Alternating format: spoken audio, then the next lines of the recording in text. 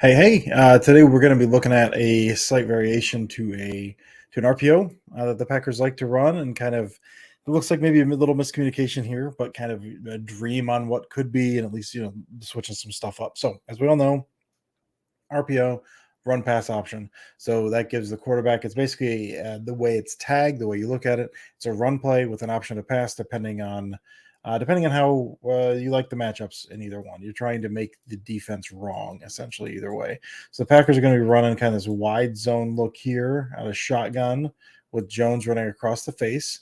And so that's the run option. So if you like that option, you can go ahead and run that. They're going to motion DeGuara out. They want to see how the defense responds, and then they're counting. Generally, they're changing this a little bit, but generally, it's pretty much all the Packer stuff is going to be pre-snap RPO checks. So you count the box. Is that 8? So 8 guys in there. Typically, they're not going to run against eight-man boxes. Against the Cowboys, they did, not necessarily on RPOs, but this is a lot of movement.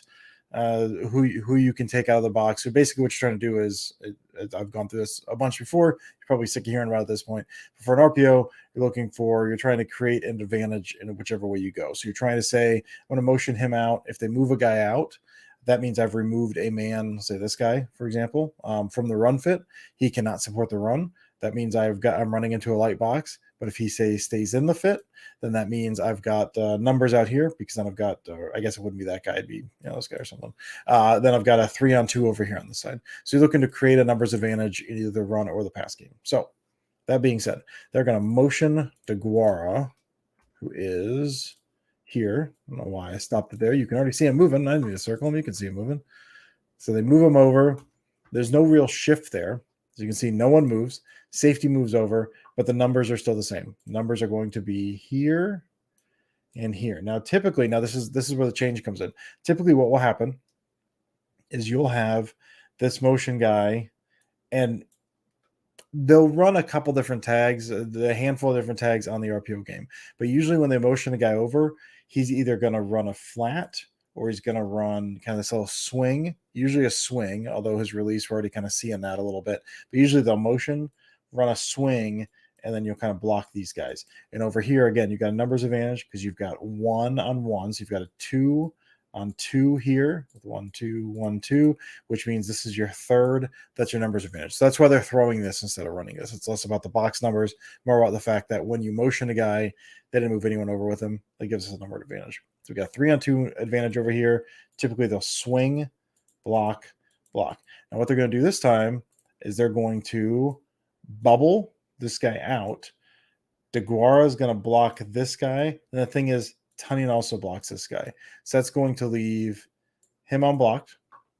And we'll talk about this. Maybe that's designed. My guess is probably not. There's probably a little bit of a miscommunication here, but still ends up picking up 9 yards. So he's going to bubble, throw the RPO, and then he gets a nice little lane here. So he ends up blocking down here. You get to go on the outside. Nice little running lane. Nice little alley to run. Pick up 9 yards on 1st and 10. So believe what's supposed to happen, just from the angle of this, and it would make a lot of sense to me anyway. You motion him over, and if you know you're not swinging him, again, he's the blocker, you crisscross it. So he's blocking here because his angle is going to take him right here. You maybe take a jab step out to set him up, block in, and then when you bubble, this is already set up. So this is what it looks like. Again, I don't know exactly what they're trying to do, but this is what it looks like to me. Again, it's something different from them, because typically you'd have a block, and a swing. Defenses kind of look for that. Now you're just changing the angle. They do have a bubble tag. They use it a lot, typically out of just straight trips, usually not out of this motion.